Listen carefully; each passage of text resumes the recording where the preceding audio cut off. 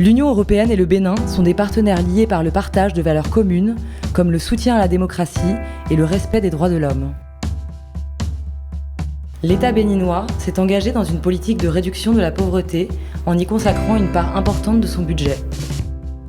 L'Union européenne a voulu soutenir le Bénin dans cette démarche, sous certaines conditions, intitulées « Contrat de bonne gouvernance et de développement ». Le Bénin peut ainsi renforcer ses dépenses en faveur de la lutte contre la pauvreté, en faveur de l'eau, de l'énergie, de l'éducation et de la santé. Cependant, l'Union européenne veille à ce que le Bénin respecte 3 critères. Stabilité économique, gestion des finances au niveau national, reddition des comptes aux citoyens. Nous avons des conditionnalités en tête desquelles il y a la bonne gouvernance.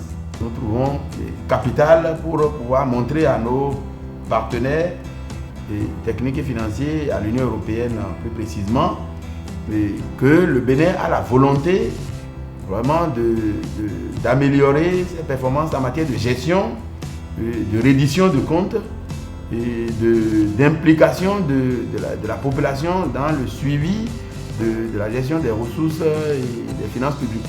Au cours des 12 dernières années, l'Union européenne a contribué pour plus de 130 milliards de francs CFA au budget de l'État. Cette coopération a permis d'améliorer les finances publiques et de mettre en place de nouveaux outils. Les recettes perception, c'est des structures décentralisées du trésor qui se trouvent dans les communes.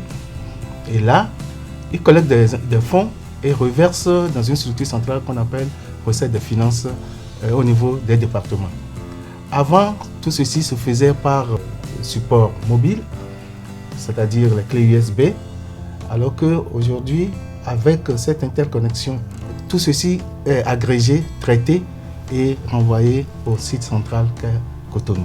L'Union européenne aide également le gouvernement à rendre le système de gestion et d'information des finances publiques plus efficace, l'aide à pouvoir prendre de meilleures décisions. Nous avons la charge de gérer tout le système d'information donc lié aux finances publiques. Aujourd'hui, au niveau du ministère, nous avons pu sécuriser les données et les équipements informatiques à travers le data center, qui était un projet que la coopération avec l'Union européenne a permis de mettre en place.